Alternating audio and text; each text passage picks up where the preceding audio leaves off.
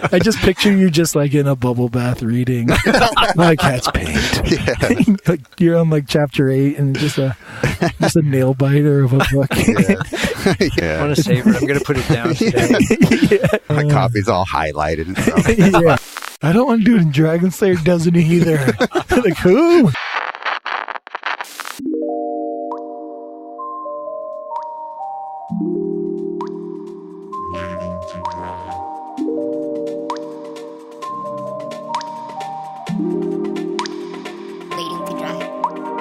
All right, guys. Welcome to Waiting to Dry. It's the podcast that someone on Instagram said it's the best art podcast that hardly ever talks about art that he's ever heard. So How dare they? So it's pretty spot on. Yeah, sometimes. If you want to learn how to paint, probably don't listen to a podcast. If you learn anything about art on our podcast, it was totally by accident. It's all fake. Yeah. We love to lie about art on this show. Throwing you off. So you don't... Yeah, we don't want anyone to succeed. Yeah. This is a total smoke screen. This whole podcast is. Yeah. So, yeah, my name is Sergio Lopez. I'm Josh Lawyer. And our guest is Chris Leib today. So. What's up, Chris? We came all the way out to Carmel to do this show with them. So yeah, where the streets are painted with melted sugar. Cold beef. Yeah, gold leaf. No, the town seriously looks like a Thomas Kincaid painting. Yeah. Pretty much. Is he from this area? Am I? No. Thomas Kincaid. He used to have a house down here. He was from Placerville. Really? Yeah. Oh, wow. He was, in fact, they had a little gallery down here, and then I can't remember. He was in. I'm going to get into the whole Thomas Kincaid history here. Everyone's dying to learn more about Thomas Kincaid. It's funny because when we post on our like social media of things we've talked about, we'll put like other artists we mentioned, and now we have to put Thomas Kincaid. You got all these links. This is the bar. He got super drunk. This is Where he horrible. crashed his car. Oh yeah, he has some dark background, right? Yeah. What, sexual harassment stuff? Yeah. I think he beat his wife or something like that too. You probably. I'm just making up stuff. Right. Didn't he kill like 5 people? But yeah, I mean, thank you for letting us use your house as a recording studio. Yeah, absolutely. It's pretty awesome. Some artists in town here. Yeah. It's funny because I was actually in Carmel a couple weeks ago for the Carmel Art Festival doing a plein air thing. Oh, were you out doing the plein air? Yeah. Yeah, he's trying to not brag, but he won the entire thing. I don't know what that means. Did you? It means I got $4,000 from it. That's what it means for me. Yeah, thanks. Yeah. So I was out here doing the podcast. This is like the one year where I'm like, I don't feel like going over. Oh, that's hilarious. Well, you get Good to meet move. me anyway. So. Well, he failed at dodging you, I guess. But as we were out here, I had to run back to San Francisco to do a podcast with another guest we had on, and then drive back to collect my award. So, to finish the painting or no? It's brutal. That was brutal. It sucked too because it's like 2 weeks later we're coming here for this. I was like, gosh, only if the stars align. Yeah, exactly. Just worked it out perfectly. But whatever. Yeah, it's fine. We're complaining about nothing. But yeah, thank you for doing this for sure. And your house is awesome. I don't know if we get to enjoy it in all its glory because I'm assuming your living room doesn't normally look like this. It sounded like Close Encounters. Yeah. No, you're in a kind of in between time right now where you're right. Yeah. So we're transitioning. We're packing. To go to Berlin. So in about a month and a half. So everything's piled up and. Yeah, that's cool. Audience, you can't see it. It's like a mountain of boxes. Yeah. Yeah, you should just put everything in a blanket and then pull the corners up and tie it. Right. Yeah, exactly. That's how the pros do it, I think. Drag you behind the car. Yeah. Then you get a stick. Yeah, stick. Yeah. Nice. Well, so new beginnings pretty soon. Mm-hmm. Yeah, it's kind of stressful. I mean, we got to ship all this stuff over to Berlin, and then we got all these things we're figuring out how to bring the cat and shots and for all sure this stuff. It's not a small move. No, at all. No, just trying to fix things here. I mean, and shows and everything. It's been kind of crazy. So I didn't sleep much. So says every working artist probably. Yeah, probably. Exactly. Yeah. What is sleep? I know we had Amanda Lynn on last week, and she was like, "Yeah, I have 3 hours, 4 or 5 hours. It's a luxury for her. Yeah. Yeah, she's like, I'm trying to work to 5 or 6 hours. Like, what? Oh yeah. No, I feel like I get maybe 5 hours a night for the last 3 years. It seems like. So, wow. Yeah, I mean, I get about 5 or 6, sometimes 7, if I'm lucky. Yeah, modern life. But I struggle with it. I'm not a productive Yeah. person when I don't sleep. Yeah. Mm-hmm. At least for my standards. Yeah. So. Yeah. We just start making mistakes. And but Mm-hmm. and just it almost makes me lazier too. Like if I get 1 more hour of sleep, then my productivity just rises immensely. Yeah. So, So I should probably sleep, but I don't know how many people are familiar with your work, but you primarily seem to paint. there's only a few people who know my work. Yeah, I know. Every time I say it, I'm like, why the fuck did I phrase it that way? I don't know if anyone's ever even heard of you. Not many people have heard of you, but now that I've put you We're down. here to the rescue, yeah. Oh, gosh. I think this is the second time I've worded where I'm like, I don't know who's ever. I'm like, why did I say that? It's so bad. But you paint a lot of reoccurring kind of, not necessarily the same people, but there's a lot of times you paint astronauts and and apes and I mean, first of all, they're ridiculously well done. Oh, thanks. I'm always blown away by Thank you. the amount of work you put into your artwork. I mean, for me personally, that's as an artist, you can just see the amount of hours that are dedicated to each piece. So, I mean, it's really amazing. I'm a huge fan. So, thank you. Likewise, I love your work. So. Thank you. I'm just going to sit over here. And Sergio, you're an artist. Top plein air painter. Award winning.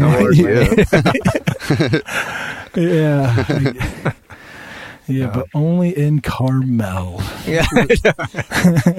It'd be much more special if it was somewhere that people weren't trying to move out of and go to, like if it was in Berlin.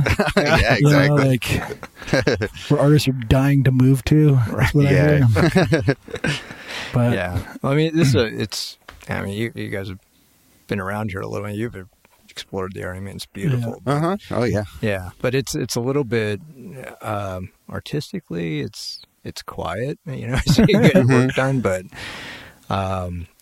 There's not a big art community here. There's not a lot going on that way. So, you feel a little bit stilted here. And for sure, 3 or 4 years, it's okay. But, after that, you kind of want to get to a city or something. Is there anyone here that you can talk art with? I mean, we've met some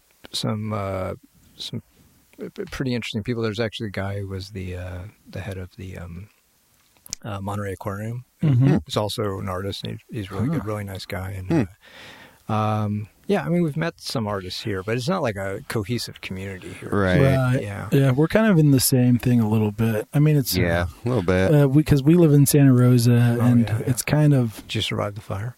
Obviously survived it. I'm like, go. I'm a burnt skeleton. Yeah, that would be weird if we didn't. We were like, no.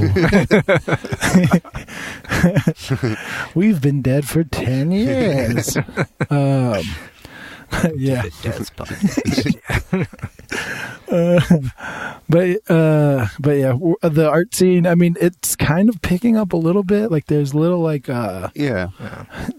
seems like it's growing, which is pretty cool, and the community seems like it's getting tighter. Yeah. So that's pretty cool. But for sure there was a separation. It seemed like an age separate. There's like an older art community that's like, the old kind of like, yeah, pretty exactly. much.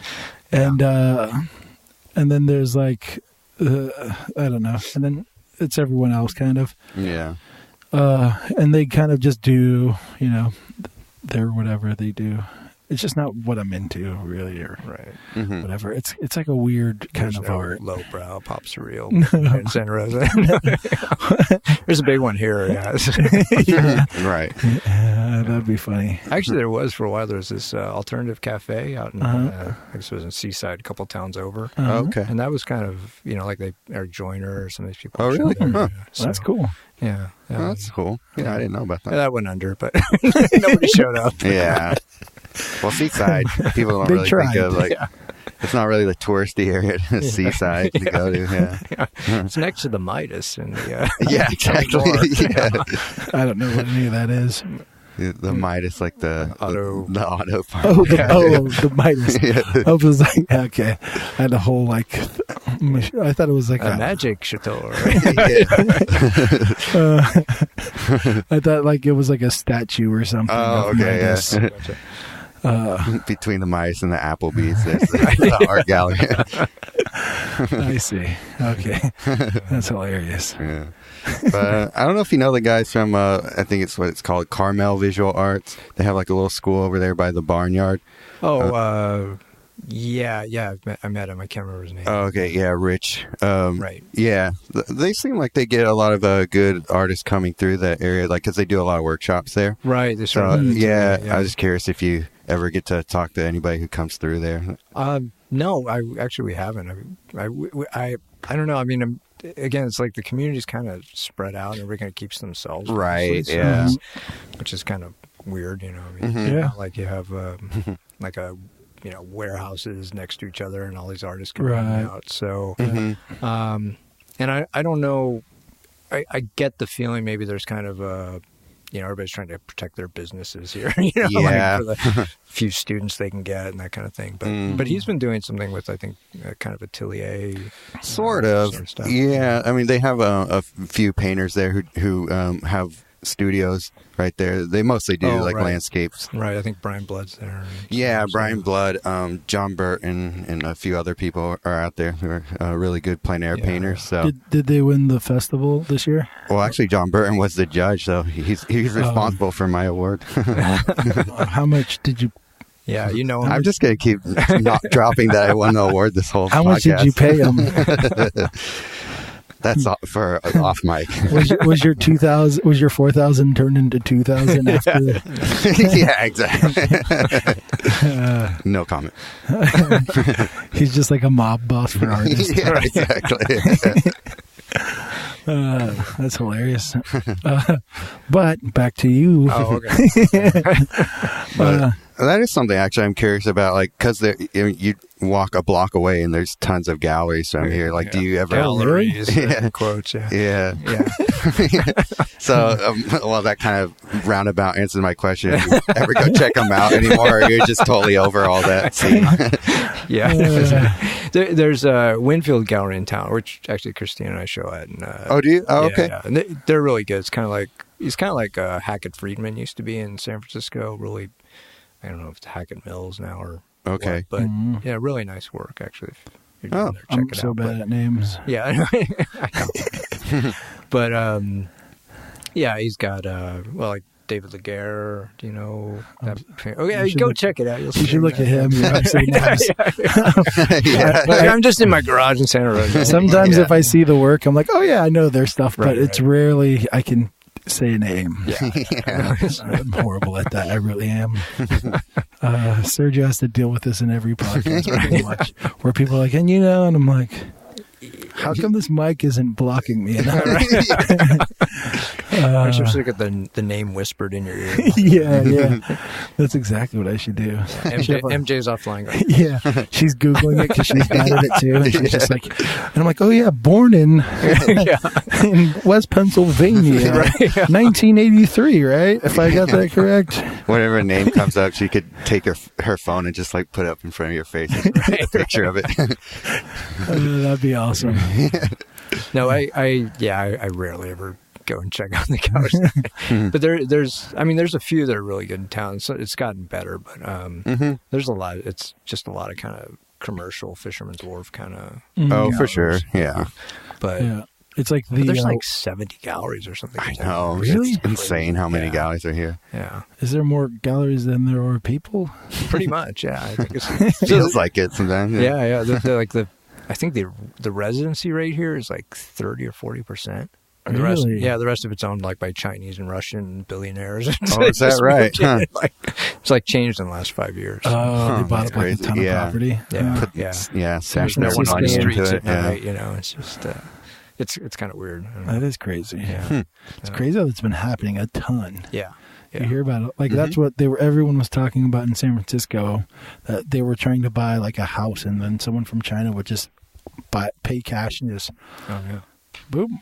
Well, they got it. Yeah. And they would just up the price like a crazy amount. Oh yeah. You're competing against all this money trying to get out of this country. So like legitimate money that they earn very fairly, probably. Right. Yeah. They're paying all their workers. Fairly. Yeah. Super nice guys. Super nice mob bosses. Yeah, exactly. The mob boss with a heart of gold. There's a the real mob bosses, not the plein air judge mob bosses. There's a house like 2 blocks from here, like kind of nestled back in the woods over here. And I didn't even know it was there for a long time. I was walking, there's a trail there. Oh, really? So I was walking down that trail and I look over and there's this house and it's like something out of Scarface. It's like massive. Really? Holy shit. You don't even see it. It's got this like, big wall and you're just thinking it's like a tiger in front. Yeah, pretty much. They're roaming the landscape. It's a moat. Yeah. Wow. The Gambinos own it or something. I don't know. But, that's crazy. Yeah. It's some pretty, I remember I lived in East Palo Alto for a good amount of my life. And there's like my dad used to teach there at Ravenswood High. Oh, really? Yeah. That's cool. Yeah, nice. And there like, was, what's that name? No, I didn't get. I MJ. I only did middle school there, and then we moved to Central California for high school. So then I never went to high school out there. Thank God. Yeah. No diss to the teachers, because like. My dad used to tell me, like, so he taught art classes there, and he went to a reunion once, and it was like, so-and-so wasn't here, and he's like, who's that? And he's like, oh, the guy who tried to knife me in your class. Jeez.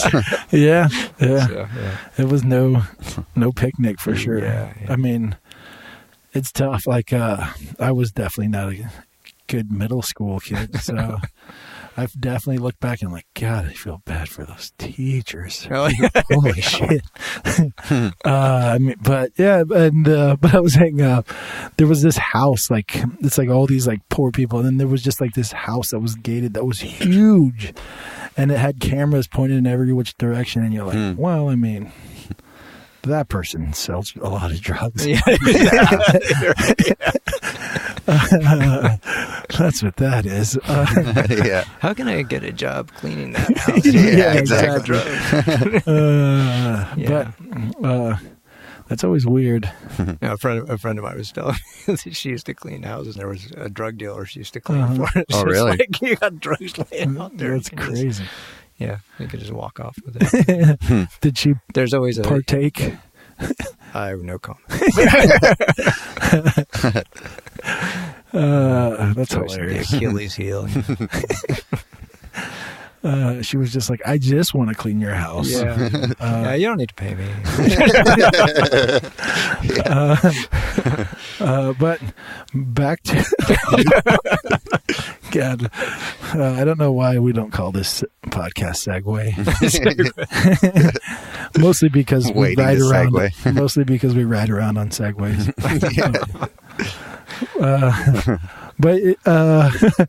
God, I was talking. I feel like I was talking about the monkeys and astronauts like 50 minutes ago.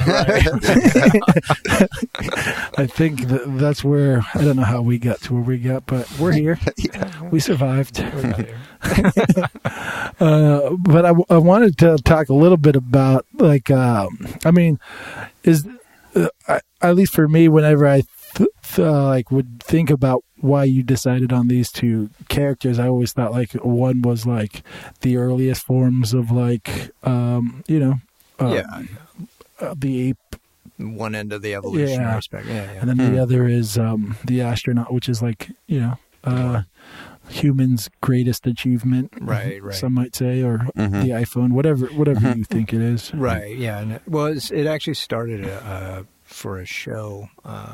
I was doing the astronaut stuff before, and then at Wonderland had one of their shows, and I was thinking, okay, I'll do an astronaut and do a PA talk kind of scene where he's holding the chimp. And then it ended up with this, long story short, it ended up with this chimp, holding an astronaut. I thought, oh, what if it's like a baby chimp, like Madonna, kind of thing. So, and that just, once I started to paint it, I was like, oh, this is really... That's awesome. Yeah, it's got a lot of levels to it, Yeah. So, yeah, and it's just kind of turned into, the chimps, kind of what you would see is like the far end of one end of that evolutionary perspective. Right. And the primitive end or whatever, and then the advanced end. But I kind of flipped the idea of like the chimps are more wise and holding back this kind of mischievous little troublemaker. Yeah. So, yeah.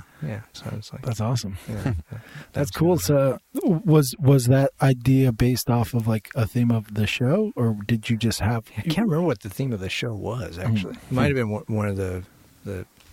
It might have been that Mina Street, one of her anniversary shows. I can't remember, but I don't know. I don't remember how that came up, but it was a few years back. So that's cool, though. Yeah, I mean, it makes sense. It's just kind of like it's.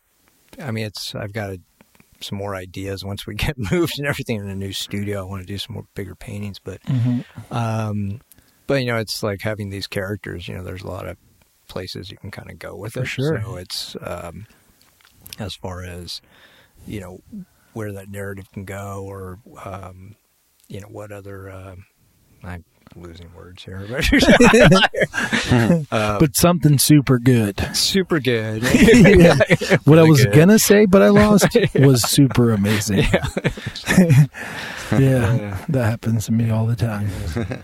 But so it's there's just a lot of routes you can go with for sure something like that. So I mean, you weren't painting monkeys before that? No, I was doing these astronauts, and it was like so I started off doing let's not start off, but at one point I did this series where I was doing it was called Sabotaging Eden, and it was these astronauts who were kind of distorted and everything. So again, playing with that idea of like they're these ultimate heroes, and just distorting that notion. And it was kind of a weird idea where I had them going back to kind of mythical beginning of Western civilization, so Eden, right? And they were sabotaging it, kind of setting up the fall and setting up like the fall of man, Eve eating the apple and everything. Right. Eat the apple, whatever. So it was kind of playing with his. They would reenact different scenes in Western. Western mythological history, art history. So, and then that evolved into these apes. So that's cool. I like that. Yeah. So that's pretty awesome. It reminds me. There's this like a singer named Regina Spektor, and she has this song. It's like it's called Samson. It's based off like the character Samson from the Bible, who like his power's all in his hair, and then his hair gets cut and he loses his power ever. Yeah. And she plays like Samson's first love, who she's like, when we were dating, like I cut your hair and you were fine, and it didn't seem like a big deal. That's right. And it kind of reminded me of that, just like the idea of like, I don't know, like almost like the myth being a little bit like you're almost adding a narrative that's like like just a reinterpretation. Yeah, I like that. I don't know. Me and Sergio, we've had conversations before, because I paint based on like I always try to capture like a narrative to my story or my paintings, and Sergio sometimes does, I would say. But I've been trying to do a bit more lately, but yeah, for the most part, I'm more painting things that I'm more exploring, like formal sort of just compositional things, like just what I think would look good as a picture, right, without as much of a narrative element to it. And yours are mainly, the ones I've seen, yours is a figure. Yeah, that's very nicely done. Oh, thanks. Yeah, and those like we've talked about it before, they don't usually don't have much of a deep meaning behind it. So, And the only reason I brought this up, because now that there's two narrative painters here, I just want to be like, oh, suck it, Sergio. And that's the only reason I brought that up. So I'll see you guys later. So we're going to like jump you after this or something. I don't know. We haven't figured it out yet, but we're going to do something. It's not going to be fun for you. Right. Make you tell a story. Yeah. All your awards. But yeah, that's cool. So I'm assuming you've been painting for a good amount of time. A couple decades now, yeah. Did you go to school to... No, I studied anthropology, and then couldn't find a job, and then wow.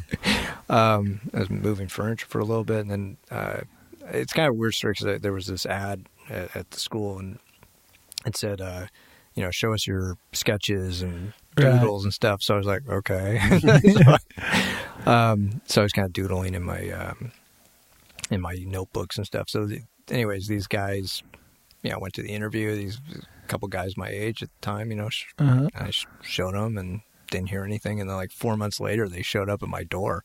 Like, this is before the internet, right? So they sent my address, right? They just like in the morning, they like knocked on my door and like, hey, you want a job illustrating? I was like, yeah, okay. Yeah, that's crazy. Yeah, no, I'd rather move furniture. I hate my back. Yeah. So I was in the city in San Francisco, and so I was working there for a little while, and I met these other people who'd gone to the academy. So I didn't even know about the academy, and ended up taking a few classes there, and then my father knew a guy who I had met him a couple of times, who did Renaissance style work. Okay. And, I had kind of talked to him at one point and asked if he took on students, because I heard he took apprentices and stuff. And he was like, oh, no, and I remember asking him, like, well, can I watch you paint today? I just want to, like, I want to learn everything I can while I'm here, right? So so he said, oh, sure. And so I was just, like, watching this guy paint for, he must have sat there for like 4 hours watching him paint. Wow. Like this, like you imagine, like you're sitting there and you're standing with strangers watching him for 4 hours. Sounds horrible. Yeah. So he's putting on. He's like, oh, I'm going to put on some opera, and he's putting on, whatever opera, and he's blasting it and stuff. And I wouldn't leave, and I didn't realize, like, later he's like, oh, did you like that? Leave. Yeah. He's like, oh, did you like that? I said, yeah, it was all right. He goes, oh, most people don't. He's like, what don't you like? Do you mind if I just like eat this can of tuna? Yeah. And then burp into your face? But so I'm asking, what's this? What's that? I just wanted to learn whatever I could, and then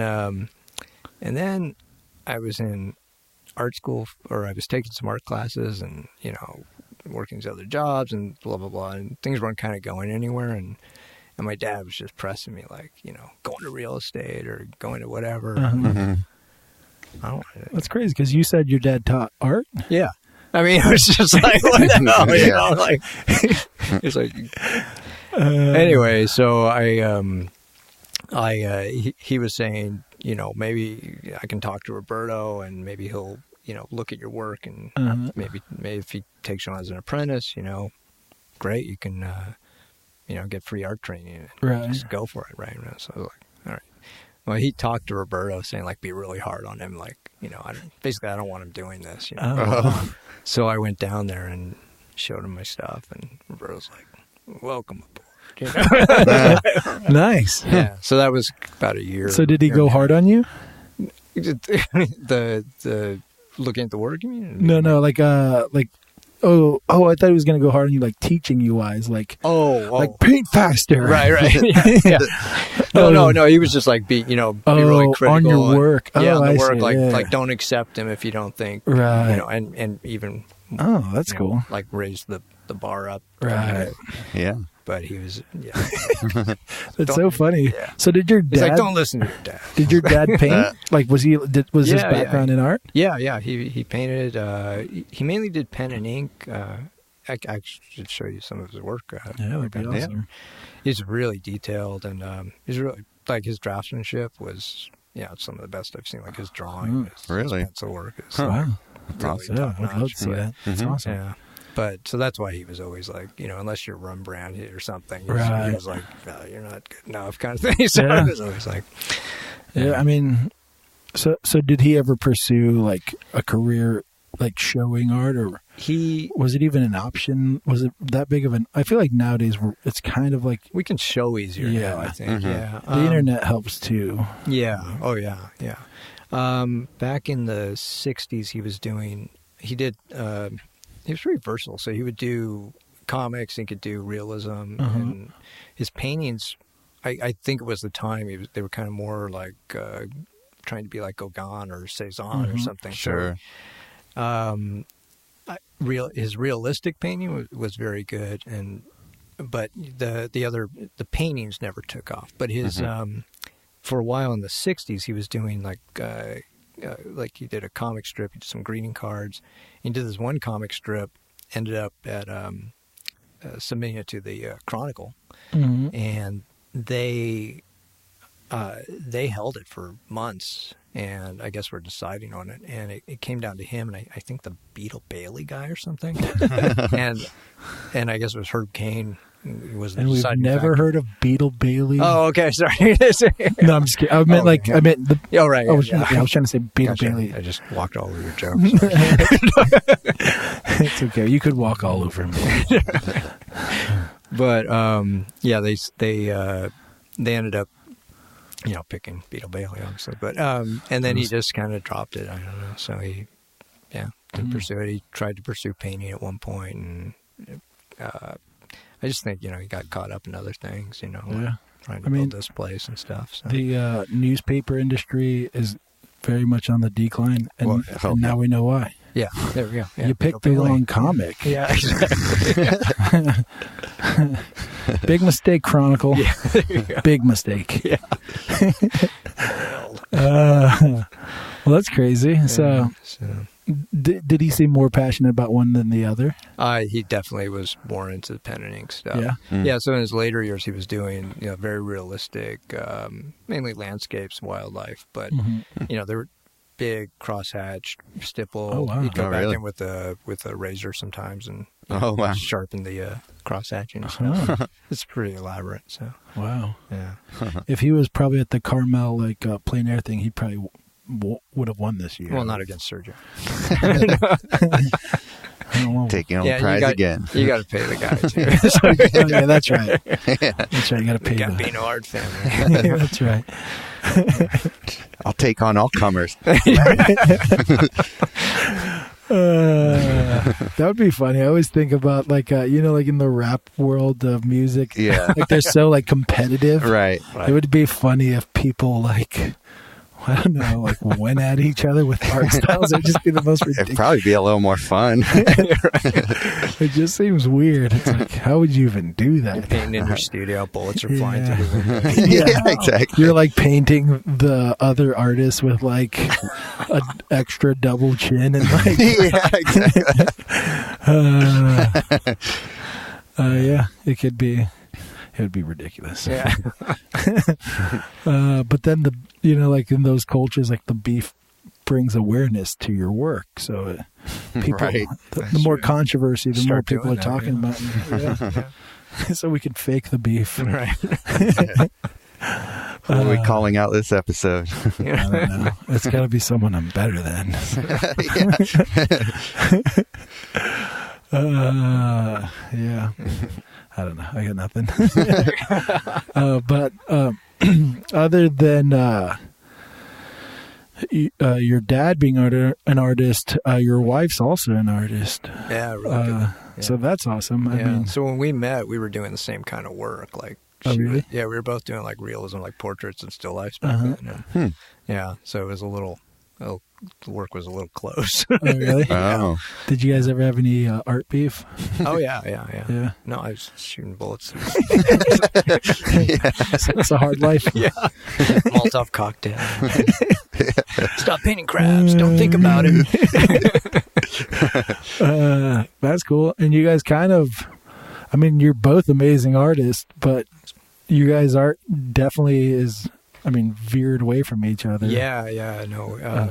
Probably, yeah, I want to say like probably at least 8 years ago or so, we started kind of going in, like Christina was doing these self-portraits with reimagined self-portraits, and really good. And then those were awesome. Yeah. Yeah, now she's got more abstract figurative work. Yeah, we just saw some in the studio. It's awesome. Yeah, Yeah, I really like it. yeah. And then I was doing monkeys. And then you were doing self-portraits, but they were hairy, just super hairy.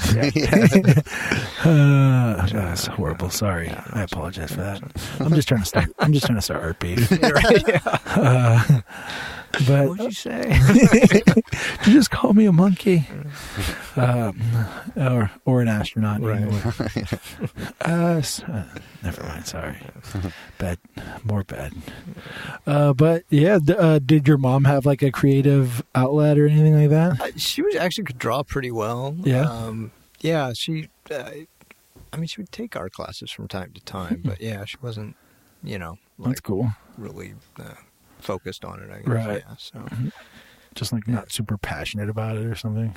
Yeah, I guess so.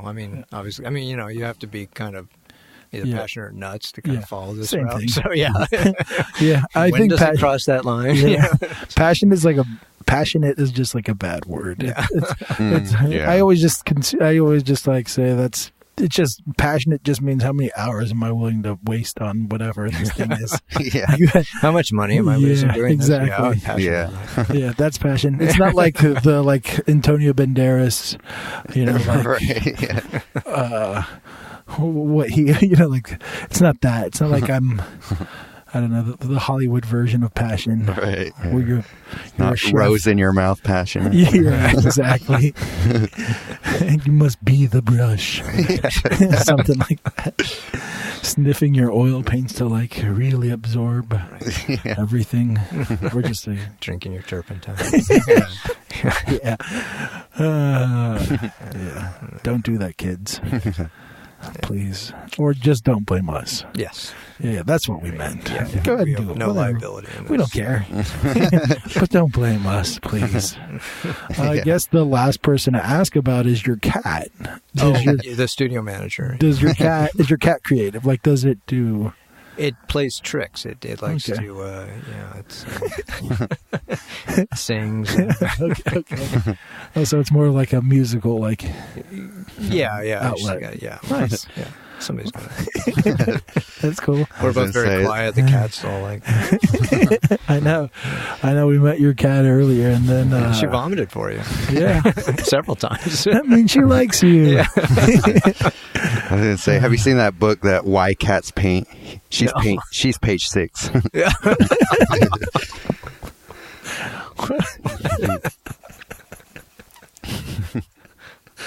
I don't know if that was real at all.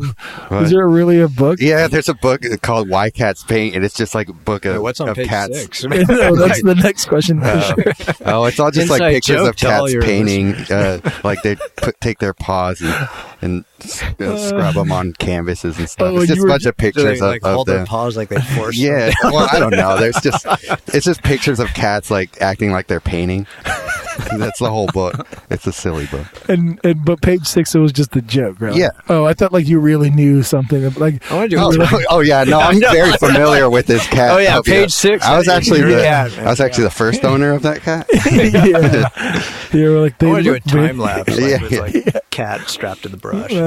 Or I thought it was like a cat that doesn't really like to paint, but loves to sing. Oh, okay. That's what you were. I didn't. What? Okay. That was gonna be vomit art. Yeah, or something. That was hilarious. It was just it was also ridiculous that, I mean, do you know about this book? I didn't. No. Oh, okay. All right. Well, somebody out there laughed. No, I thought it was hilarious. Okay. I just was like, I don't know. You just thought it was just some crazy non sequitur. It's just weird that you know that there's a book called Why Cats Paint. I mean, it's not that weird, but it's hilarious. It was part of the prize you got last week. Yeah, exactly. I just picture you just like in a bubble bath reading Why Cats Paint. Yeah. Like you're on like chapter 8 and just a nail biter of a book. Yeah. You're just really trying to figure out why. Yeah. I want to savor it. I'm going to put it down today. Yeah, exactly. My copy's all highlighted. And stuff. Yeah. It's not a picture book. There's no pictures in the book. It's really hard to find a copy. I bought them all. You've got like the original edition, and it's leather bound and autographed by the lead cat writer. Went on eBay and bought the limited first edition. Yeah, so it was a bargain. It was like $300. Totally worth it. I'm going to resell it for more. Yeah, it's still in its original binding. Don't take it out of the plastic. Yeah, exactly. Yeah, I bought a crappy copy so I could read it. Right, yeah. That's the one that stays in my studio. Yeah. The other one's in my safe. With all my other great belongings. Like, why dog's motorcycle? Yeah, I got the cameras up all over the house.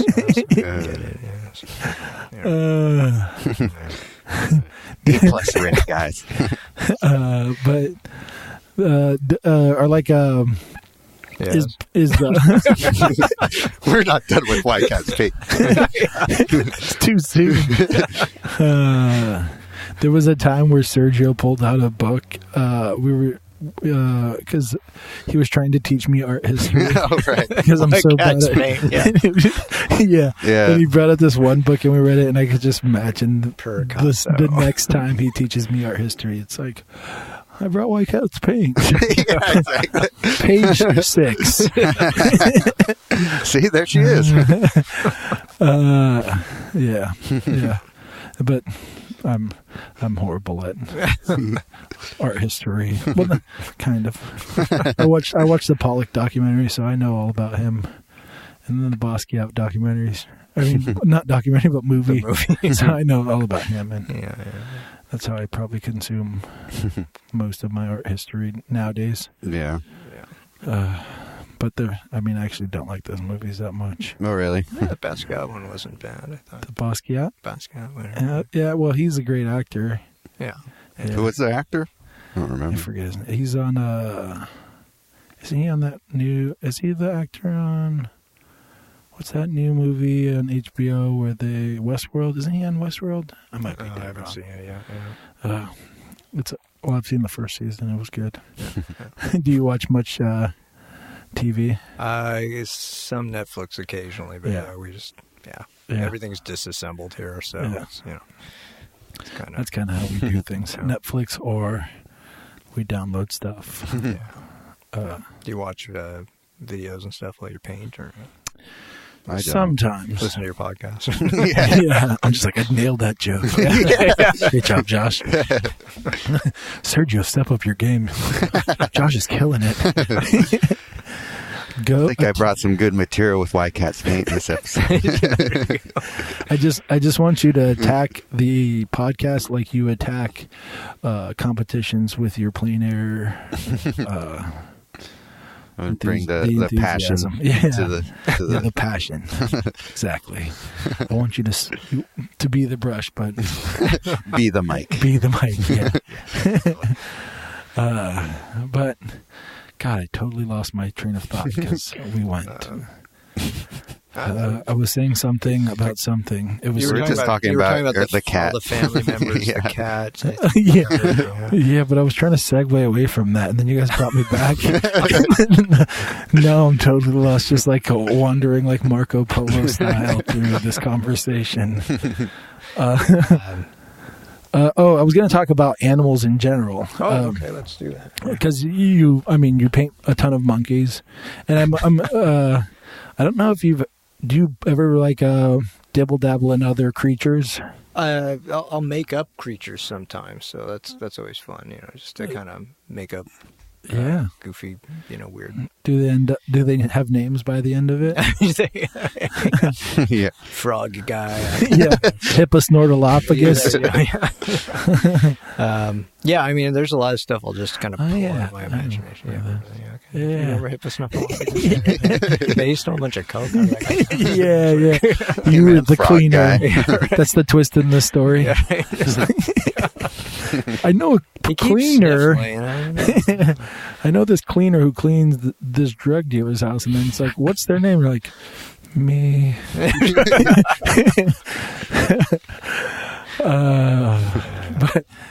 But is the animal aspect like kind of?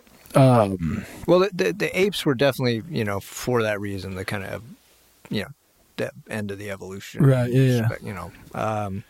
So that kind of contrast, I guess. But I don't think I did a cat commission once.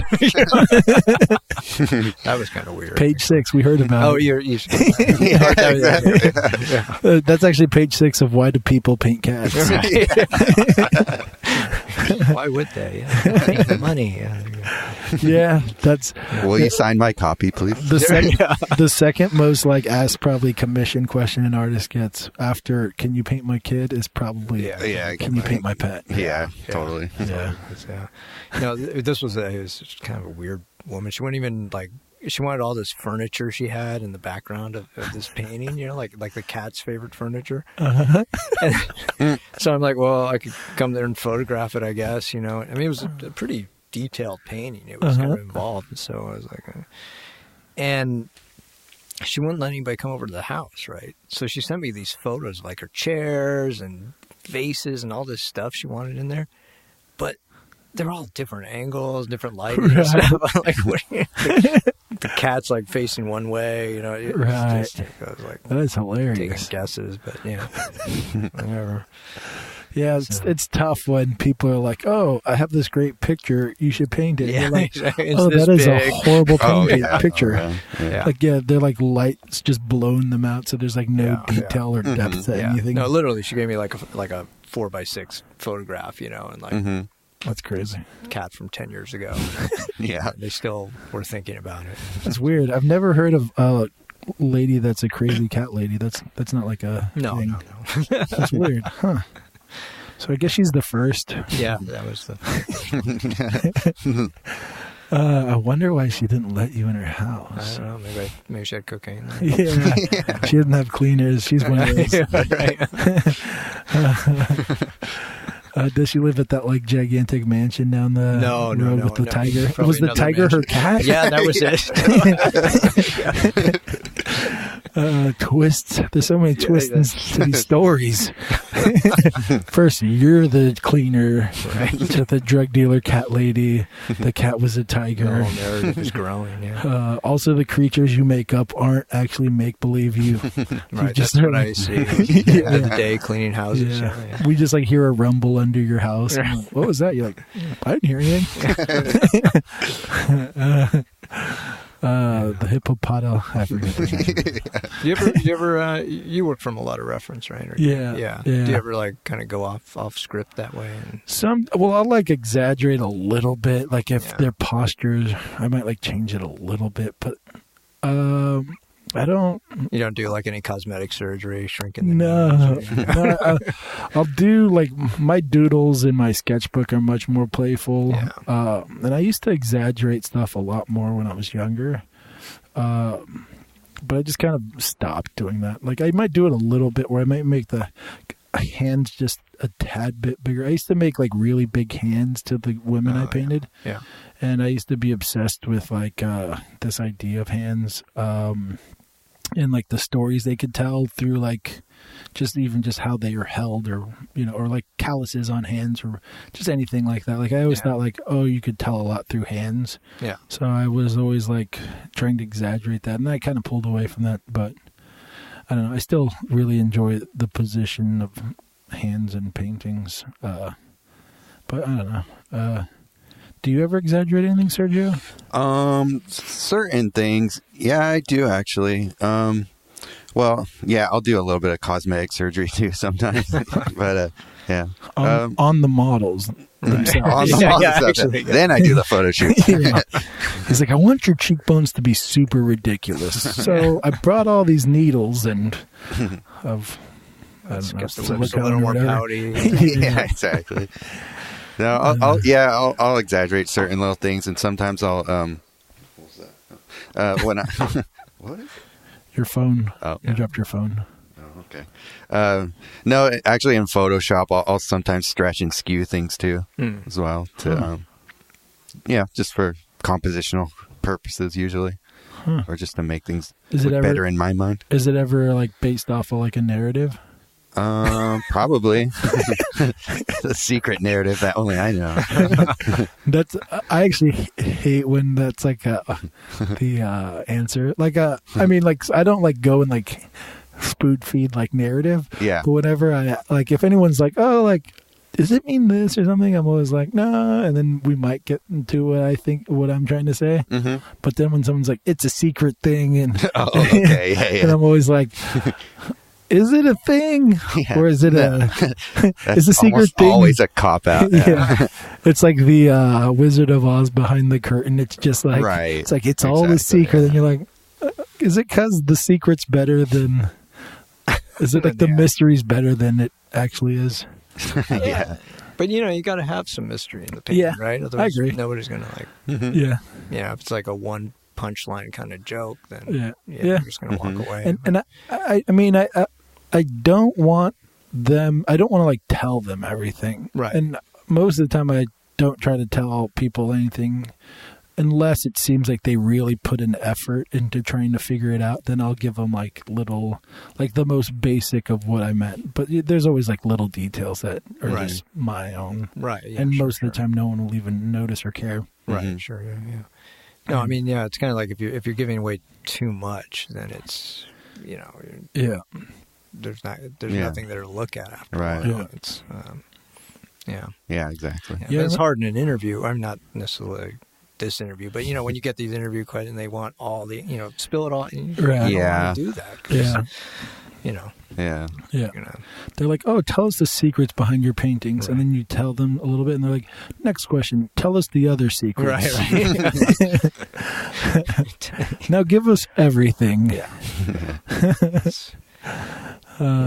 It's tough. I remember I watched this documentary about it. It was multiple artists, and one of the artists, I didn't really like his artwork, but he also just like blatantly wrote on the thing exactly what it meant. I was like, that's kind of weird. Oh, you mean like his statement kind of thing? Yeah. Yeah. And then he said that like he likes to do that because it's way easier to explain what I'm trying to say than. And I'm like, why don't you just become a writer? Like that's a weird reason to like. Why are you? I don't know. Yeah, exactly. Yeah. But I mean, whatever. At the same time, I really don't. Well, we talked about it before. Usually, if you're trying to tell like a real deep, detailed story, one painting is usually not the best medium to do that in. Right. It's not the best delivery system. Right. We're doing like a snapshot. So if you want to tell a story about a wizard who overcame a dragon, I mean, I guess you could do that. Fantasy artists are pretty good, I guess. I take it back. I was totally wrong. different narrative. It's well, I mean, you got one panel. It's like one. I keep going to the cartoony analogy, but it's a one panel cartoon. Yeah, you can only say so much, and if you say too much, then the joke's done, and you're you overworked it. Basically, or just so.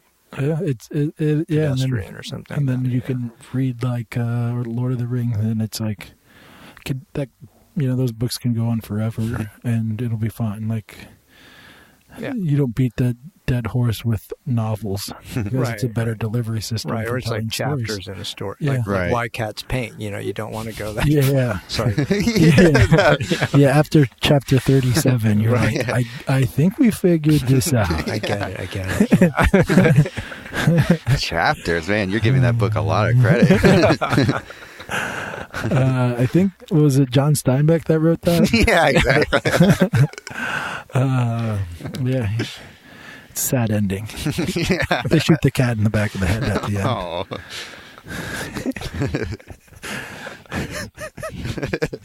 God. It's like, Lenny, just think about your paintings. And look over that lake and think about those paintings you do by that lake.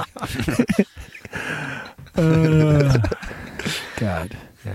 I don't know how we get anywhere we ever get here. If you guys want, like, if the listeners ever want to understand what artists think about when they're just thinking, they think these about are our deep secret thoughts. Why do they paint? Or as I revealed in an earlier episode, nuclear holocaust. Yeah, that's what Sergio thinks about when you're painting. When you're out there painting landscapes, Carmel Beach. Yeah. Just wouldn't make this landscape way more interesting? I'm going to add a little more orange. Maybe a little more. Yeah, it would be weird if you like accidentally, like if that's what you really thought, and everyone's like painting hills, and they look at yours and it's just like a mushroom cloud. Like, oops, sorry guys. Do you guys remember that painter from a few years ago who was painting Chase banks and painting them on fire? No. Did he get in trouble? Yeah, he did actually. Like a security guard came out to him and told him, like, you can't paint here. And he's like, why not? And it became a whole thing. Yeah.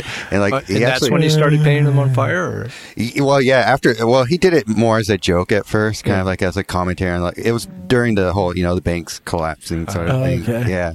So he kind of painted it just as a joke, as a bit of a commentary about it. And then like the security guards came out. What's the commentary? Oh, like, just like, fuck banks, basically, probably. And, I thought you were going to say they came after him later, like saying, you're instigating. Like inciting riots. Well, I know it became a thing online. If you're listening, you should do that now. Yeah, exactly. No, it's more of a thing just in the moment, and then he wrote about it like on Facebook or whatever, and it became a big thing. And they wrote all these articles about him. Gave him a nice little bump, probably, for a while. Probably. But now he's like stuck having to paint banks on fire. Probably, so over it. No bank will take his check deposit. Yeah, exactly. Probably not. Yeah, probably not banking at Chase anymore. He's like, please take my money. Yeah, exactly. That's hilarious. That's pretty funny. They should have like a national paint banks on fire day. Yeah, just like exactly. Nationwide, everyone goes to a bank and is just like, doo-doo-doo. It was a bank holiday in England this weekend, so yeah, that could have been the holiday. How you celebrate? That's hilarious. White cats paint banks. It's a cover for them robbing them. Yeah. Yeah, the guy pulled off his mask and he was a cat. It's a cat burglar.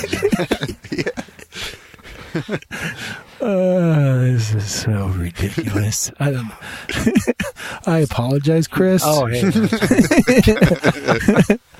I'm in the garage all the time. I don't talk to people, so this is... yeah. This is exactly what that guy on Instagram was talking about. Yeah, that's exactly how I mean, I feel like most artists, for the most part, like we're pretty, like I'm always in my studio.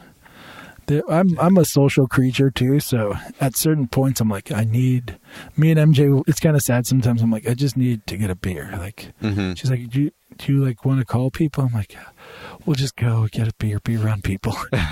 Yeah, it'll be fine. Yeah.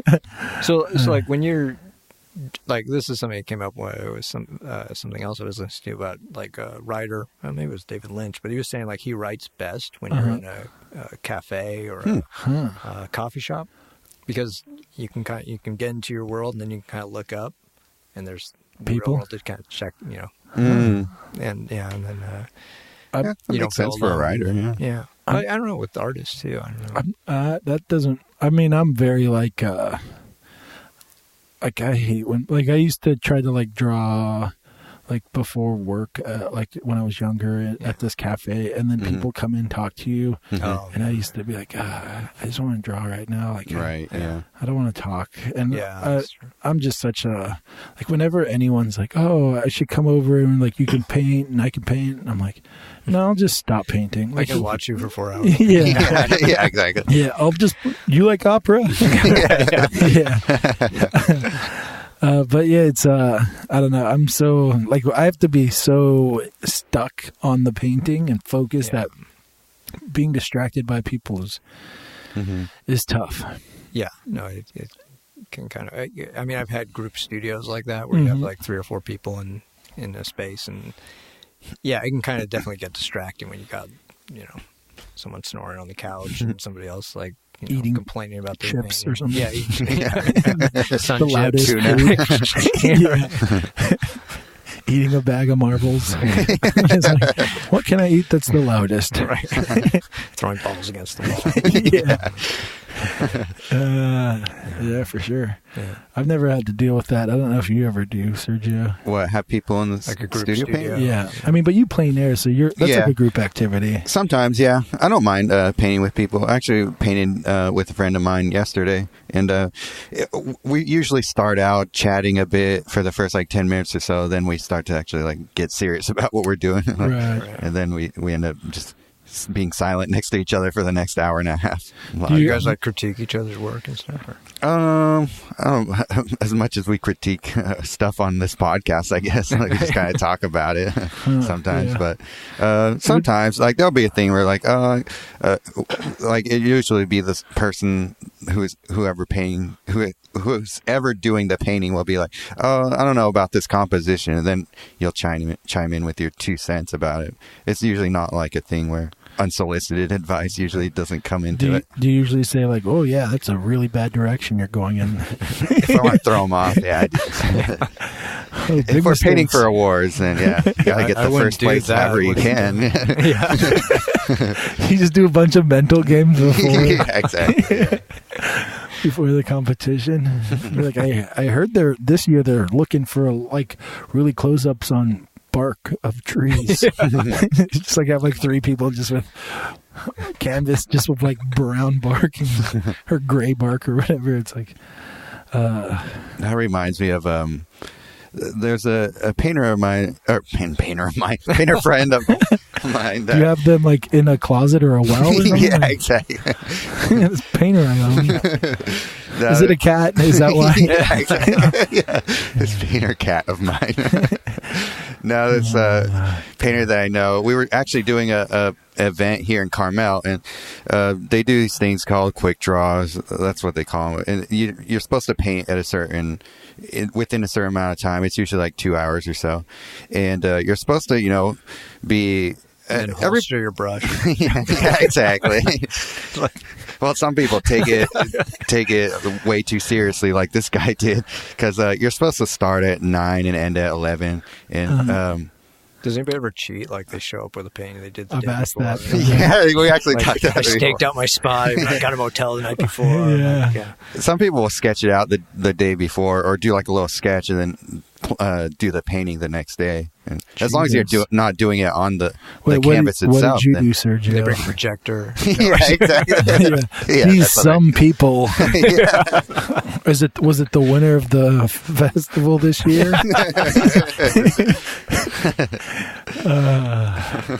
Do you paint the paintings, or does your cat paint it? You smuggle this cat in? Yeah, exactly. Go, paint, quick. It's like that movie Big Eyes, where the guy takes all the credit from his wife. Yeah. That's the story of you and your cat. Yeah, that's all. I brush off the cat hair afterwards. See what happens when you bring up why cats paint? This is what happens, Sergio. You did this to us. Why is there all this cat hair on your painting? That's hilarious. Sorry, but so your cat. Yeah, so my cat told me to start painting before 9 p.m. 9 a.m. And but no, I was just absentmindedly just started painting. Like we were all waiting for 9 a.m. because trying to follow the rules. And no, I just started sketching it out beforehand, just absentmindedly, just started. So I guess I did cheat, quote unquote. But no, so the guy afterwards, when we started painting, he's like, I don't know, you probably didn't mean to do this, but if I were the judge of this painting, I would disqualify you for starting the painting early. Rightfully so. Good point. Good point. Yeah, good point, guy. Good point to that guy. So have you been a cheater your entire life, or is that a new thing? It was a momentarily slip up then. I went home, flogged myself, and decided I would never cheat and be a dirty scumbag cheater ever again. Do you ever paint plein air or anything out and about? I've tried it. I'm not very good at it, I think. I mean, I don't know. I mean, it's okay, but yeah. Yeah, it's no first place. I wouldn't get first place. I mean, because I'm assuming you take a good amount of time on each painting. I'm assuming. Yeah, fair. I mean, it's it's that whole grisaille and layers. And, so it's old techniques. And you're also painting a ton of fur, which that's always fun. Yeah. I've tried to actually take like those chip brushes and cut them apart and make some type of implements, to do fur quicker, and it doesn't work. So. It always looks like you tried to do a shortcut when you do that. It looks like it's going to be great. Oh, I've done it this time. It's like some faux texture or something. Yeah. But there's no way around it. Although I did, actually, I got this tip from another artist. She takes her for detail, cat whiskers. Huh. Oh, really? So that's why we have a cat.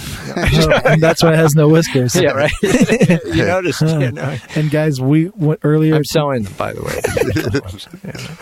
Earlier today, we said that if you learn a little bit of how to do art better, it was on accident. Yeah, exactly. And that was your win tip for the day. Cat. That's cool. Mine's whiskers and teach it to paint. Yeah. So you use a single whisker brush. For most of my painting. No, is this not true? I thought that was real. No, I actually have tried it. It does great detail, but does it really? Wow. Yeah. Does a mastiff whisker work? It's like a walrus. It's a big highlight. Yeah. I don't know if I'd want to try and take up mastiff whiskers. They're cool. They're just like sleeping dragons. You just have to tiptoe around them, and he won't move. It won't hear you. That's cool. Have you ever done anything like that? No. Do you ever make your own brushes or anything? No. Huh. I want to try it now. Yeah. I just actually started cutting some of my old brushes to get cleaner points and stuff. It actually works pretty well. Really? I've done a little bit of that, but it always seems like there's definitely a finesse I haven't figured out yet. I've done it before with like my fine brushes where like a couple get splayed and I just chip those off. Yeah. But whenever I tried to like make like a round, and make it tighter, I don't know. It doesn't really work that well for me. But do plein air painters do that? Or? Some people do. Yeah. Some people will modify their brushes. Do you ever go around like to other plein air painters, like saw the handles off? Yeah, exactly. Plein air painters definitely seem like they're all about their like gizmos and gadgets going. Yeah. Oh, for sure. Yeah. I have a few. Yeah. Like they all have like this special setups where like this one box carries like a million different things and unfolds to become like a it's like a little Tic Tac size box. It unfolds like exactly to an artist drafting studio. table. Studio. To clothes, lighting. Exactly. Yeah, a nude model. Yeah, exactly. All in an Altoid box. Yeah, exactly where I keep my painting cat. Like that is the true art. The painting, whatever. Yeah, exactly. And now you're gonna get a side clip for Whiskers, and exactly. Well, let's see. I'll use the master Whiskers. Yeah, we're gonna start getting weird with Whiskers. Just Googling animals with whiskers, and just figuring out who's got the best. They make brushes out of animal hairs. You're just gonna want the whiskers instead. Yeah, it makes sense. That's a long lost secret. It's not the hairs. You want. Yeah, exactly. You need a long, hair that has got a lot of like flex to it. Yeah, exactly. Yeah, I'm thinking of animals right now, and I'm not saying because I don't want the market to go up. Yeah, you don't want like suddenly all the. We're gonna pause right now. Have you guys seen a walrus? Those things are like toothpicks. Yeah, exactly. That's for large work. Yeah, exactly. Walrus are on the decline. Artist parties. Have you guys ever seen that movie? Why Walrus? do you have a walrus in your studio? What are you doing about that? Walrus? Which one's that? I think. Oh no, Tusk. I'm thinking of the. Oh, you guys ever seen that? No, one? I haven't. Oh, it's a weird one. It's a horror movie or what? It's the guy Kevin Smith. Yeah. Oh, yeah. That's he made a movie where this guy kidnaps someone. I barely remember. I saw it a long time, but he kidnaps someone and turns him into a walrus man. Gets really weird. Sounds like it. Johnny Depp is in it. Oh, really?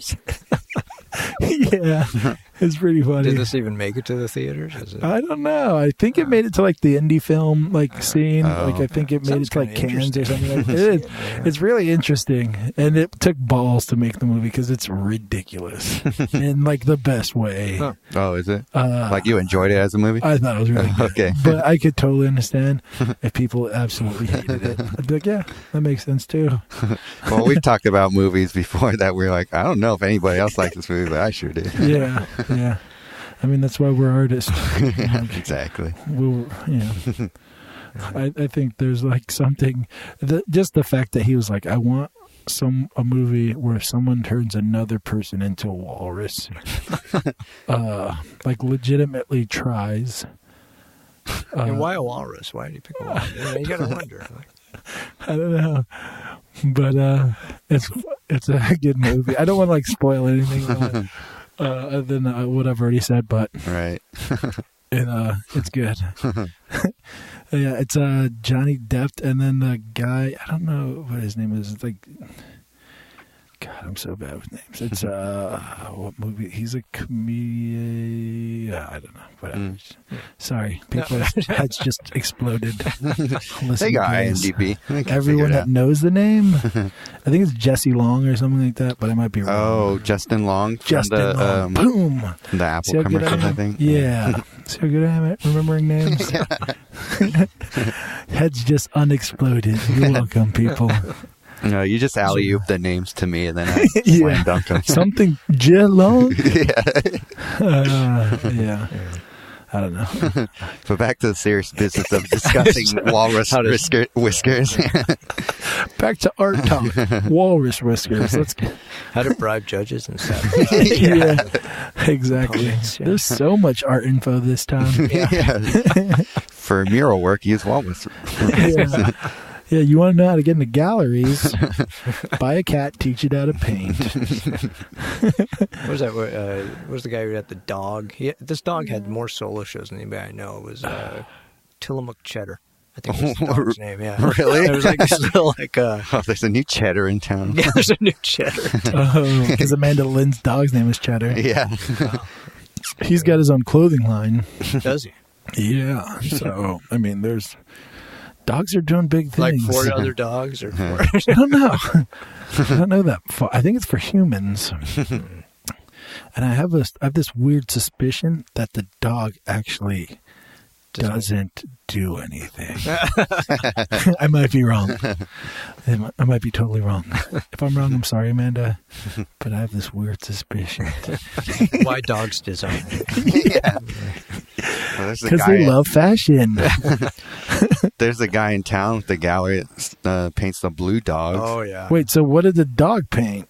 Huh? Did it actually paint? I think I don't know how they did it, but it's like, I think I read somewhere once, like they put something underneath the canvas or something to get the dog attracted to the canvas. And the dog's like scratching, trying to dig the bone underneath or something.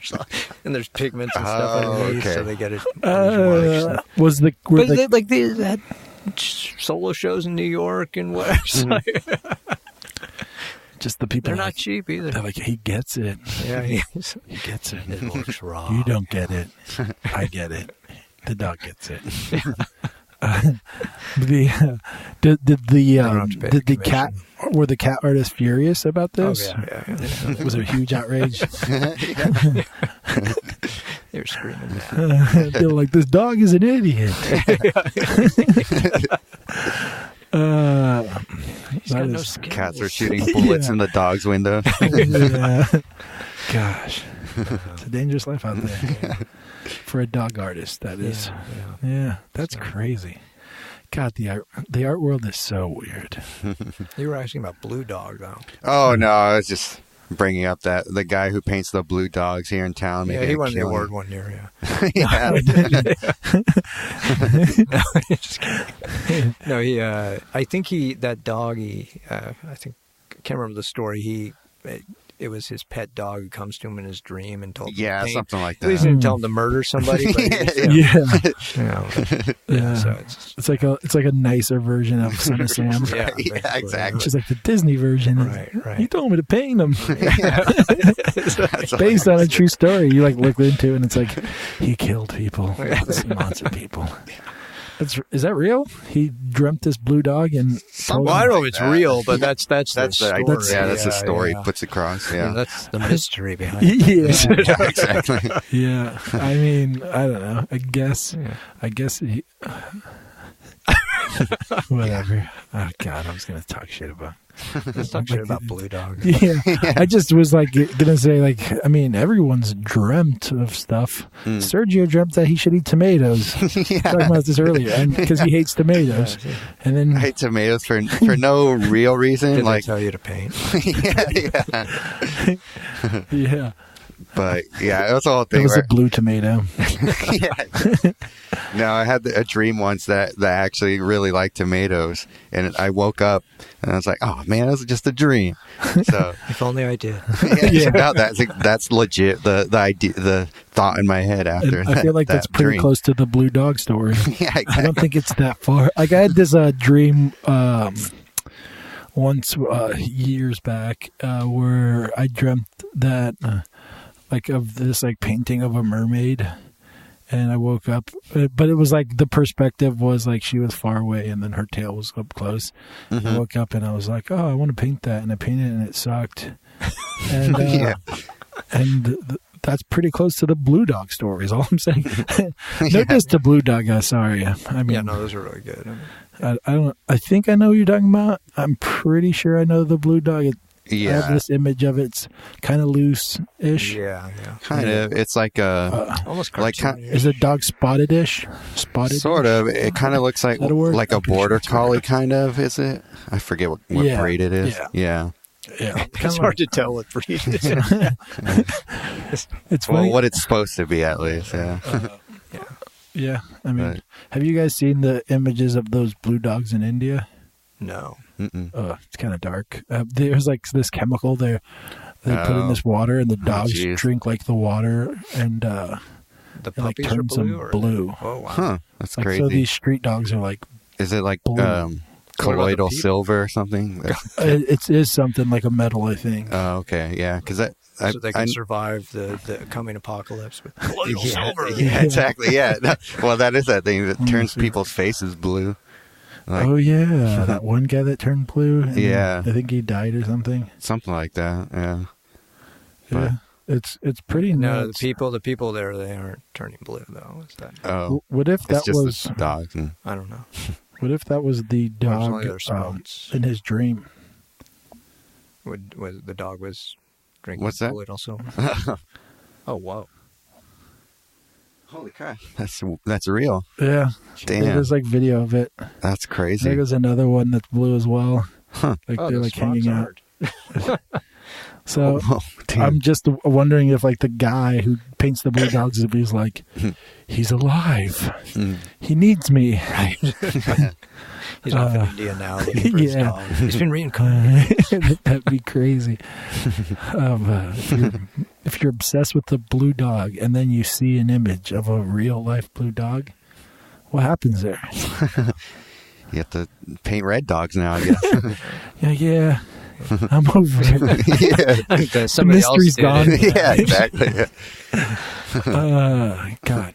On the side note, that's Well, pretty what if sad. there's like a painter in India painting those blue dogs, and this Yeah. guy's like ripping me off? yeah, exactly.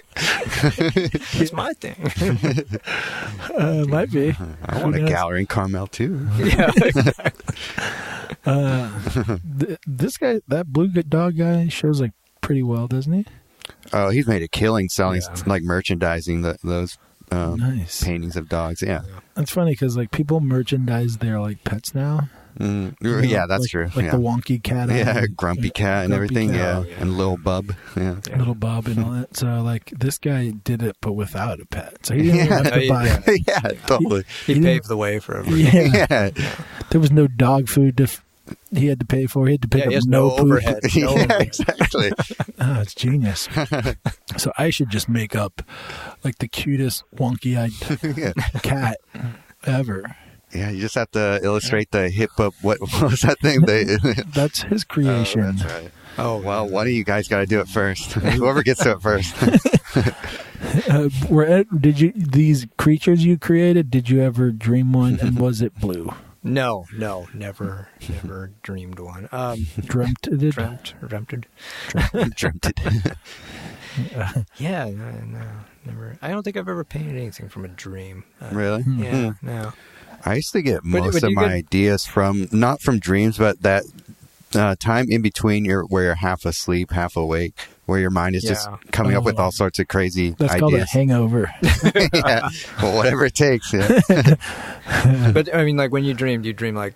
Do you ever I have, almost like, never- crazy creatures. or No, anything I almost like that, never or is it remember pretty my dreams. realistic? Actually, Yeah, no. I don't usually. No, it's just that point Okay. in between where your mind isn't completely awake, but it's Yeah. still like you're still racing through your mind of all sorts of different images. A lot of them are crap, but some of them just stick with you after. Do you write them down? I'll sketch them out sometimes. Yeah. Yeah. Do you look at it later and think that was a great? idea? Yeah, sometimes, and then a lot of times I'm like, no, that actually wasn't that great. Yeah. But Right. some of them actually stick with me for a while, and I actually end up painting some of them. Yeah. Do you write down anything for like if you if a concept or something pops into your head? Do you? Yeah, I mean, I'll write down. I usually have a sketchbook somewhere, Mhm. you know, so I'll write down stuff. Most of it, never Never. comes to fruition, For sure. to be honest. But, Mm-hmm. but yeah, it's, you know, sometimes I'll go back and like check it out and get a new series or an idea Yeah. to paint, especially if there's like a deadline. You got like, I don't know what to paint. You know? Yeah. Yeah. Sometimes I'll look back at those Sometimes I like go notes. into town and steal from other artists. Yeah, for sure. You're Kidnap their cats, see what they do. This green dog came into my dream. Nothing like this guy's stuff. It's original idea because it's green. It's green. But sometimes I'll look at the like notes I wrote and I'm like, I have no idea what any of that means. At the time, I'm just like, gotta write it down. And it's not like I'm in a sleep state or whatever. I'm fully awake. Yeah. And I'll write something down and I'll read it and I'm like, that makes no sense. Is it like that Seinfeld episode where he woke up in the middle of the night and wrote something down? He woke up. I don't remember that one that much. I kind of remember it. Like it shows him. He wakes up laughing, and then he writes something down on a piece of paper, and he goes back to sleep. And he wakes up, and it says some nonsense. And the rest of the episode is him going around showing it to people, and like nobody can understand or some people have different ideas of what it means, and they're like, I don't think that's what it meant. Like it's the whole thing. Like Kramer looks at it and busts out laughing. He's like, that's a good one. Do you guys put like much value to dreams? I mean, you said you barely remember yours. Do you remember your dreams? Not. I mean, I do like that day, maybe. Right, or something. Yeah. But yeah. I mean, I couldn't tell you now, but yeah. But do you look deep? Like, there's some people like, what did it mean? Yeah. Nah, I just figure it's your, your unconscious is kind of getting rid of the garbage for that day. Or whatever. That's exactly how I feel. Yeah. So A lot of times the dreams I remember, I could easily trace them back to why I dreamt about them, actually. Yeah. Or I do dream like way more if it's like a super stressful time in my life. Mm-hmm. Oh, yeah. Yeah. And I mean, that's just if you can even sleep to begin with. Yeah. Right. And that's kind of what I'm like, it doesn't mean anything. It just means I'm stressed. And that's what my mind's going crazy. Yeah. Well, not crazy, but just going wild. Yeah. Mm-hmm. Yeah. No, I was gonna say the weird thing though is when you're doing like a series of paintings, Mm-hmm. and you have this idea and you're going with it and you carry all the way through and the show happens and everything, and then you kind of look back on it and you go, those paintings weren't about what I thought that idea was to begin with. It's just like like there was something else going on. That's never happened to me. Oh, okay, never mind. No. I mean, I've heard about it. I think it's cool. Like where you like are painting, and then you're like, I just don't know what I'm doing. Totally like talking about some stuff I was going through, and I didn't even realize it. I've heard people. Yeah, or you say see that. like a pattern to the work, like you see some kind of recurring thing that you didn't see at the time. And you go like, that's what's going on. Even the titles sometimes might be like, something else like. Oh. I've heard that before. It would be cool if I was that like good, because I think that's a cool thing. Yeah. Like if you're just like not knowingly doing something that means something, and that's what you mean, right? Like, yeah, and then maybe then you go, that's foresight. You meant. Maybe this is then you see a bigger pattern in the work and go that direction. For sure. I was going through this at that time, maybe, and but. Yeah. I always think. Well, I say that because I think specifically of like a show. This was back in 2009. It was kind of like the last realism. It was all portraits. Okay. And the show was called Becoming Worthwhile, right? And basically it started with the sitters, and I asked them to kind of like do something with like find a flaw in themselves, whatever, just fix it, right? And it kind of started off because one of the sitters like said, I need a facelift, and took some duct tape and like and that's kind of cool. So that was the painting, right? And then it kept going like that, but the whole beginning idea was totally off, right? And I looked at it later and I was like, this is like, I was just done with reels. I was kind of patching together, I mean, of course I'm interpreting that, but that's what it kind of seems. I don't know what I'm talking about here. No, that was awesome. I was super into that. Sorry, I was like not even like giving any feedback. I'm just like, are you crazy, man? You're looking at me like, what the fuck are you talking about? No, I was super into that. That's actually what it looks like when we're interested in our And Sergio, when he's interested, he's usually just like dead asleep. So. Yeah, exactly. Yeah, that's awesome. We usually do like a critique of the artist, like of a piece, not like an actual critique, but we kind of like personality wise, like personal critique. Yeah. How could you wear that shirt? Exactly. A total fashion makeover. I totally forgot to ask you about that, but I was wondering if we could. You want a painting in here? Yeah, if we could do that. Yeah, I mean, I pull something into. Should we push pause? Yeah, we could totally push pause. All right, are we back on? All right, we're on pause now. All right. So welcome back, guys, from our commercial break. Yeah. So right now we're it's that segment we've never titled, so we awkwardly always go. This is where we talk about the artist's work by critiquing a painting. We always say it's not really critique because we don't really ever. We're never like, why don't you? I hate so much about. Why would you use that? Yeah. Where is your walrus brush? But yeah, so there's this. We're looking at a piece from Chris that's it's about like 5x5 or so, somewhere around that size. Is it? Or do you work in 5.75? Okay. Okay. I was gonna say, do you work in centimeters now that you're gonna be? I've got to convert it. Yeah. But and it's of like a gray ape, chimp. Looks like a chimp, yeah. Yeah. Or I never. No, that's a walrus. A bonobo. Okay. Whoa. Then we have a serious critique about it. Yeah. Yeah, you never learn the difference.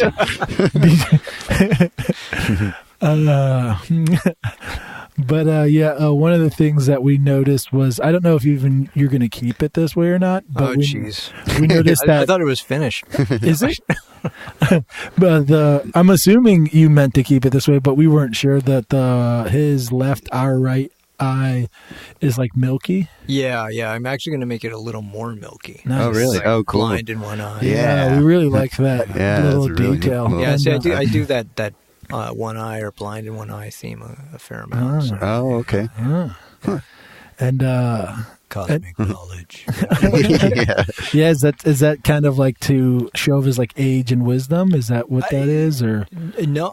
Well, I mean that's kind of a secondary thing, but it's kind of been a recurring, I don't know what you call it, sub-theme in some of the paintings where it's kind of a mythological reference, like to Odin, Cyclops, and that is that position, the one eye is kind of well, I mean, you see it in like conspiracy theories and stuff, right. The Illuminati and all that. But it's a. Should we never talk of that?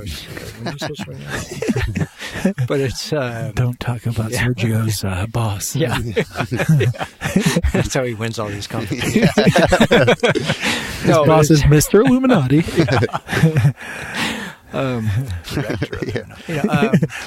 But it's like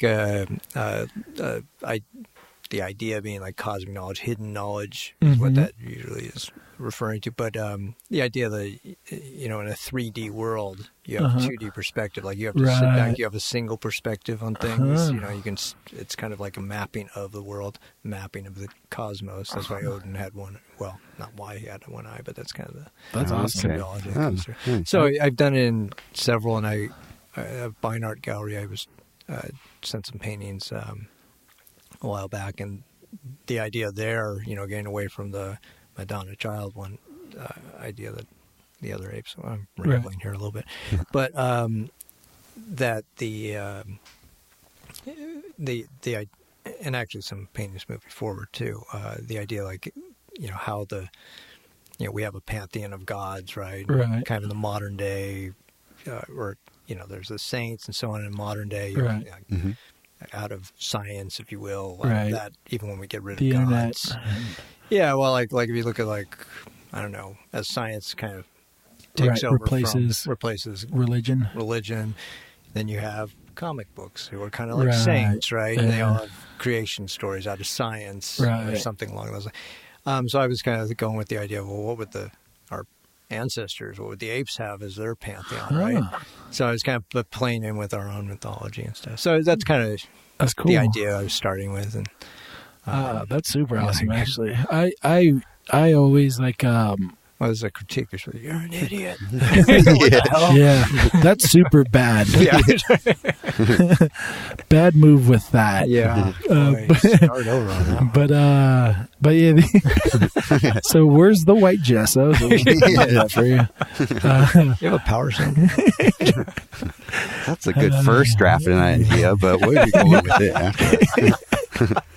Maybe make the whole painting milky.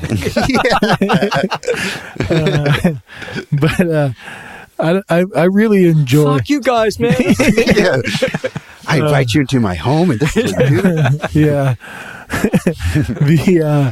I really enjoy when you can almost like tell this entire narrative through like the simplest of little changes to the painting. Yeah. Like me in general, like that's what I try to do sometimes, and I really enjoy that. So it's like cool to hear, to be a part of that little secret that we just got you to tell. We tricked you. Yes. Mystery's gone. Now your pennies won't sell.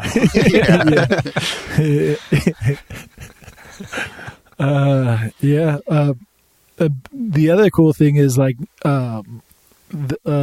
so from a distance, it looks like shit. The ape is. Am I the only one swearing? Sorry. Fuck no. From a distance, the ape is like really gray, but then you get closer and then you start seeing all these like reds and purples and like, you know, almost like skin tones, especially around the eyes and stuff. And it like really like, I don't know, it kind of anthropomorphizes it to, you know, I mean, apes in general, it's easy to see human in it, you know, like, and there's like little bits of it where you kind of, it looks like an elder ape, and you kind of almost can, at least for me, I instantly will connect like the elders that like I look up to or looked up to and respect, and like I don't know, you almost get this admiration for the subject or the model in the painting. Also, how do you have the apes model and stand still for a long while? I threaten them with no banana. No banana. Do you want it or not? Yeah, exactly. Good move. Yeah. It's just like super dark. I got the shocker prong thing. It works really great. You want your other eye to be made?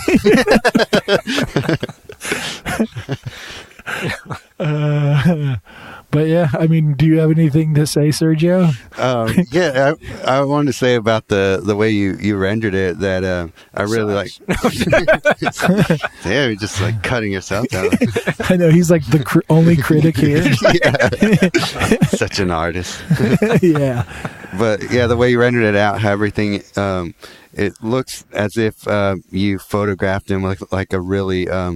With a camera with a really shallow lens that so the face of it is really well rendered and tight, and then just beyond his eyes and nose it fades out into almost like blurs into the background, and it gives it this like really intense look of a portrait of him, like it really draws you in to take a look at the detail and like kind of analyze the face of it, like figure out the personality that's happening in his eyes there. Yeah. Thanks. Yeah, it's awesome. Yeah. Yeah, no, I mean, that's kind of the nice thing to when you're playing with the gray painting. You can, you know, you can kind of build it up in layers and do that. Right. Sure. Yeah. But you said you start with like kind of a grisaille background, so like you start with a burnt umber wash sort of thing. Kind of build up from there. Grays and either way, and then. Oh, okay. Yeah, but then I'll build up and layer the colors on. But you know, sometimes I'll stop a little early if you know, so it's not as intense, and the colors are kind of subtle. Yeah, and against the gray, they can pop a little more too. So. Yeah, I mean it's pretty subtle in general. Oh, yeah. I mean you're definitely never lacking in subtlety, which is awesome. I don't know if that's a compliment to some people. It's always funny because MJ, like, she paints with such intense color, and sometimes I'm painting and I'm like, God, is this too intense? And so I'll grab my painting and walk to her studio and put it next to her painting. I'm like, ooh, I got scared for a second there. I thought I was going too much. For me, I mean, she can do whatever she wants. Like, no beef to her. Please don't shoot me, MJ. But I mean, that's just how I enjoy it. I mean, I'm just going to keep patting you on the back. I really enjoyed that. Yeah. That's how I got you to be on this show. I was just like, we're just going to compliment you for 5 hours straight. You're like, 5 hours. Yeah. Well, that's why he's beating himself up now to balance it out. I know. It's like, I hate myself. So when you took, when you kind of like became the apprentice to this Renaissance teacher, is that like the majority of where you got how the style in which you paint or the methods to which you paint? It was the basis. You know, it's funny because there was kind of a formula from that, right? Right. You do the under painting, and then you do, but I didn't really feel like I could really just sit down and just paint something. So then I went back to the academy for a couple more classes. And did you? Yeah. And then just experimented. There were other artists I kind of looked at, talked to, and just a lot of experimenting, you know. Yeah. So I kind of started off doing still lifes and actually in some galleries here and I won't mention, but and then and some in Santa Fe, and then you know I was doing kind of more experimental stuff where it's like throwing acrylic down, throwing paint down, sanding it, you know, just pulling stuff out, and those were really fun. They were really dark, but you know I had a lot of fun with that. But then I kind of felt like I was there was something I was like getting too far away from. I had to prove myself again, like I could do realism. So, yeah, you know, so I was kind of doing that, and then anyway. You're here.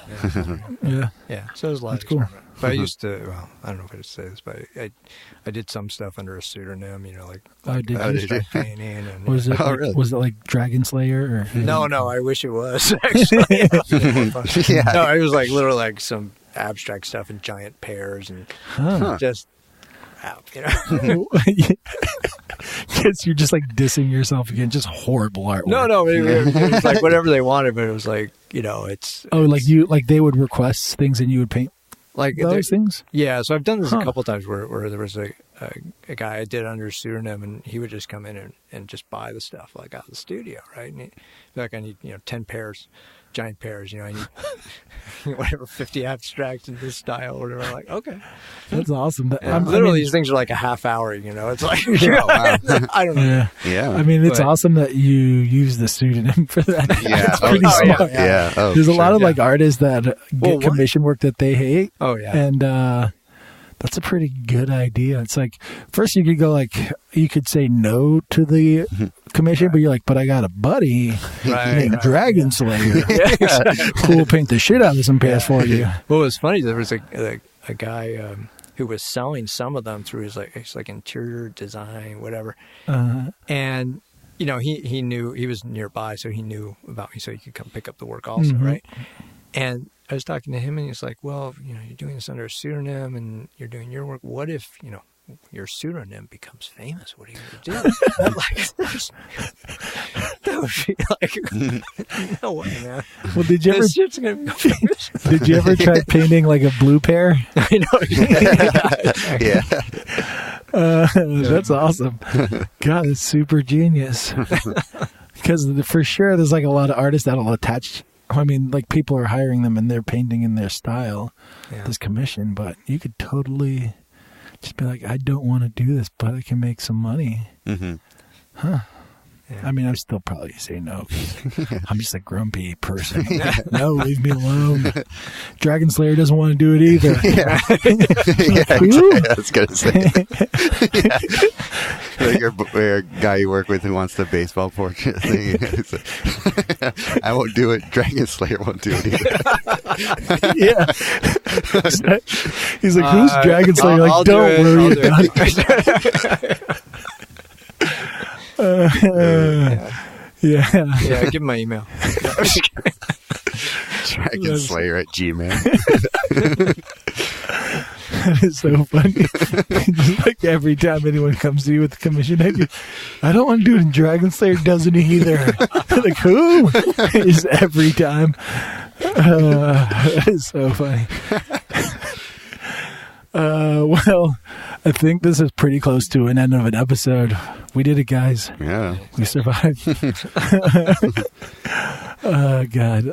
But thank you so much for doing this, Chris. Hey, thanks for It was super fun. Yeah, it was. Yeah. And thanks for having us.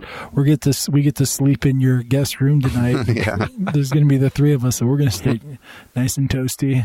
Sergio will probably be the marshmallow to our s'more.